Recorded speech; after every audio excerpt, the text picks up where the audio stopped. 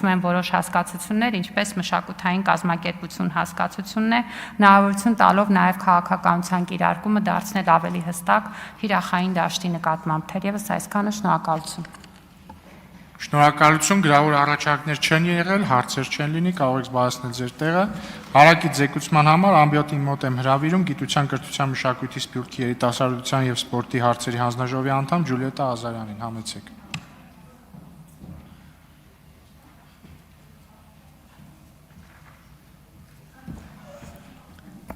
Հարգելի գործընկերներ, Տիկին Ղազարյան, ձեր հայտարարությունը տեղեկատվություն իսկապես շոկային էր այն մասին, որ մշակութային հատկապես քաղաքի ներկայացուցիչ Մարտուն Գրիգորյանը լինելով գյումրեցի պատգամավոր չի մասնակցել։ Ես իսկապես լինելով հանձնաժողովի անդամ առաջին անգամ իմացա այսօր, քիչ առաջ, որ նա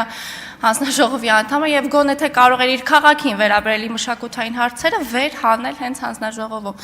Ինչևէ, Քիչ առաջ նախագիծը դրական եզրակացություն ստացավ երկրորդ ընթերցման հանձնաժողովում, առաջարկում եմ այստեղ եւս կողմ քվեարկել։ Շնորհակալություն։ Շնորհակալություն, կարող եք զբաղեցնել ձեր տեղը, մտքերի փոխանակության համար հերթագրում։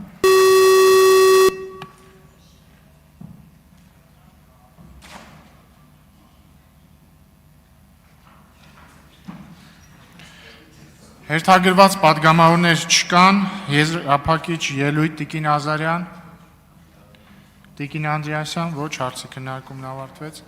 Քննարկում ենք կառավարության ներկայացրած ճանապարհային երթևեկության անվտանգության ապահովման մասին օրենքում փոփոխություն եւ լրացումներ կատարելու մասին եւ կից ներկայացված օրենքների նախագծերի փաթեթը երկրորդ ընթերցմամբ եւ ամբողջությամբ ընդունելու մասին հարցը։ Հիմնական զեկուցող ներքին գործերի նախարար Արփինե Սարգսյան, համեցեք Տիկին Սարգսյան։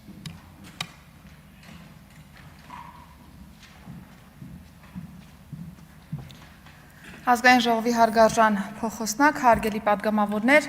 օրակարգային այս հարցով արդեն երկրորդ ընթերցման ռեժիմով ձեր քննարկման է ներկայացված օրենսդրական նախաձեռնություն, որով առաջարկում ենք փոփոխել վարորդական իրավունքի ձեռքվելու դեպքում վարորդական իրավունքի վերականգնման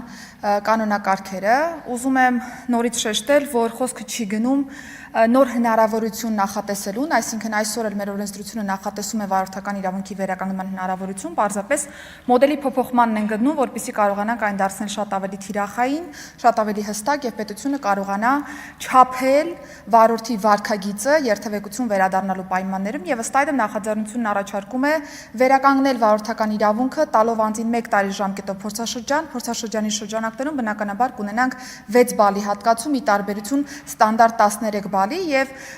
դրան գումարած նաեւ պետական турքի վճարում պիտի տեղի ունենա եւ եթե անձը կարողացավ 1 տարվա կտրվածքով ապացուցել, որ ունակ է պաչոջ կերպով հանդես գալու երթևեկության մեջ, ապա դրան հաջորդող տարվա կտրվածքով կունենանք 13 բալի տրամադրում տվյալ վարորդին։ Իսկ եթե այս ժամանակահատվածում զրկվեց կրկին վարորդական իրավունքից կամ սպառեց բալերը, սա նորից գնում է զրկման ռեժիմ եւ անձը կարողանալու է արդեն վերականգնել իրավունքը բացառապես տեսական եւ գործնական քննությունների պայմաններում։ Եվ ուզում եմ նորից շեշտել, որ սա ընդամենը 1 անգամ տրվող հնարավորություն է վարորդներին, փորձաշրջանի ռեժիմի մասին է խոսքս, եթե երկրորդ կամ յուրաքանչյուր հաջորդ անգամ տեղի ունեցավ զրկումը, ապա գնում ենք ստանդարտ ռեժիմի, որը որ տեսական եւ գործնական քննություններն են։